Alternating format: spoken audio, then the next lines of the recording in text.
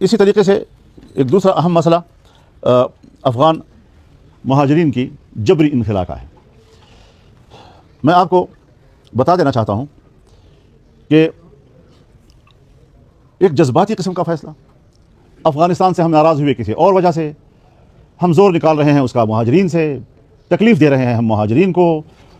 आपके इल्म में होना चाहिए कि ये मसला 2017 में उठा था, जिस ज़माने में यहाँ पेशावर से अफ़गान महाजरीन को पकड़ पकड़ कर गाड़ियों में डाला जा रहा था और अफ़गानिस्तान के इलाकों में सहराओं में छोड़ा जा रहा था, जिससे उनके जानी नुकसान हुए। वहाँ बदमनी थी, जंग थी, और जंग की हालत में हमने उन लोगों को वहाँ फेंका। यहाँ पर हुकूमत में शामिल पार्टियों की मीटिंग हुई और उसमें हमने कुछ तजावीज़ दी थी। हमने उनसे ये कहा था कि आप कैटेगरीज तय कर लें। सबसे पहली जो कैटेगरी है वो उन अफ़गानों की कि जो यहाँ पढ़ चुके हैं, यहाँ की ग्रेजुएशन हासिल कर चुके हैं, यहाँ डॉक्टर बन चुके हैं, यहाँ इंजीनियर बन चुके हैं, मुख्तलिफ शोबे में उनकी महारत है। अब वो हमारा स्किल है, इसको हम पाकिस्तान के लिए कैसे इस्तेमाल कर सकते हैं। जिनको हमने तरबियत दी है, जिसको हमने तालीम दी है, जिनको हमने बनाया है, उनको पाकिस्तान के मफाद में इस्तेमाल होना चाहिए। पाकिस्तान में उनको कहीं पर खपाना चाहिए, नहीं कि आप धक्के देकर आप मुल्क से बाहर निकालें और इनकी महारत और सलाहियत से पाकिस्तान को महरूम कर दिया जाए। तो एक तो इस कैटेगरी को सामने रखा जाए।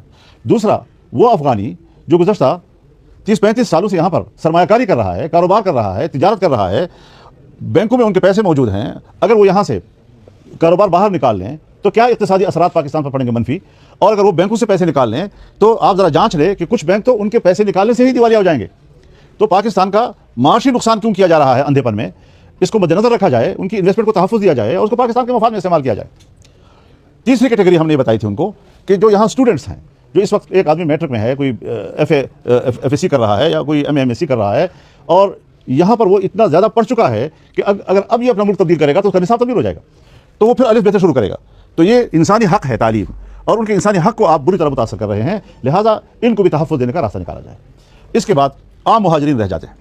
मैं आज भी कहता हूँ, और मैंने उसमें भी कहा था कि मुहाजिरीन एक तरफ़ा मसला नहीं है, ये अफ़गानिस्तान पाकिस्तान का दो तरफ़ा मसला है, और हमने खुशी से उनको कबूल किया था। और फिर पश्तून मुआशरे में जहाँ मेहमान नवाजी उनका एक तुर्र इम्तियाज़ है, उनकी रिवायात का एक रोशन हिस्सा है। आप 40 साल तक किसी को मेहमान रखकर जब घर से निकाले और लात मार कर निकालेंगे, आपने 40-45 साल की मेहमानदारी का नफ़ी कर दी, खत्म हो गई बात। लिहाजा दोनों मुल्क बैठकर अब अगर वहाँ अमन व अमान है तो महाजरीन की वापसी का मैकेनिज्म तय करें, तरीक़ाकार तय करें, उसका शेड्यूल तय करें, किस तरीके से वो वहाँ आएंगे, किस तरतीब के साथ आएंगे, ताकि धीरे धीरे जाकर इस तरीके से तो जहाँ से सवारियों को भी नहीं उतारा जाता। वहाँ भी कहते हैं कि पहले इन सीटों के लोग नीचे जाएँ, फिर दूसरी सीटों के लोग नीचे जाएँ, और इस तरतीब के साथ ताकि कोई भगदड़ ना हो, कोई परेशानी ना हो। यहाँ आप उनको उठा कर बाहर फेंक रहे हैं, जानवरों की तरह उठाकर गाड़ी में बिठा रहे हैं। ये आप अफ़गान महाजरीन के साथ ज़्यादती नहीं कर रहे, ये इंसानी हक़ को आपको चल रहे हैं। बैनुल-अक़वामी बिरादरी को और बैनुल-अक़वामी इंसानी हुकूक के इदारों को इसका नोटिस देना चाहिए। हम कब कहते हैं कि कोई अपने घर ना जाए, खुशी खुशी से अपने घर जाए, लेकिन अगर 30 लाख लोग हमारे पाकिस्तान में है तो ये तय हुआ था कि अगर 15 लाख लोगों की रजिस्ट्रेशन नहीं हुई तो रजिस्ट्रेशन कराने में उनकी मदद की जाएगी, उसके लिए उनको फैसिलिटेट किया जाएगा।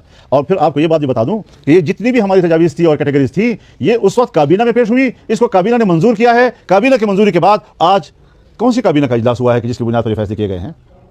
क्या किया जा रहा है हमारे मुल्क में, कौन हुकूमत कर रहा है, कौन मुल्क को चला रहा है? कोई उसूल, कोई ज़ाब्ता, कोई अखलाक, कोई तदबीर-ए-कार, कुछ भी तो यहाँ नहीं है। लिहाजा ये तरीक़ाकार, अगर हम अफ़गानिस्तान से नाराज़ हैं, बात करें। अभी मैंने आज खबर पड़ी है, कुछ उनके वफूद आ रहे हैं, कुछ हमारे वफूद आ रहे हैं, अच्छी बात है, बातचीत से मामला तय होते हैं। हमने भी उनसे मुज़ाकरात किए हैं। मैं तो इलेक्शन से पहले गया, 1 हफ्ता गुजारा, कामयाब होकर वापस आया।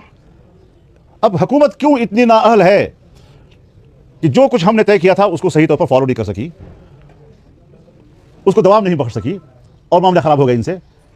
तो कुछ अपनी नाअहलियतों पर भी हमें गिरेबान में झांक कर सोचना चाहिए, सिर्फ ये नहीं कि सारी गलतियां जो है वो दूसरे के सर पे आप थोपते रहें।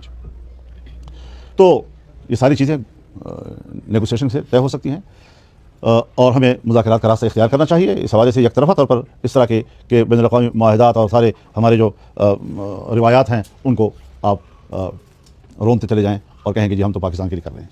पाकिस्तान अच्छे किरदार से नेक नाम होगा। इस तरह के किरदार से पाकिस्तान को आप बैरूनी दुनिया में कोई अच्छा नाम नहीं दे रहे हैं।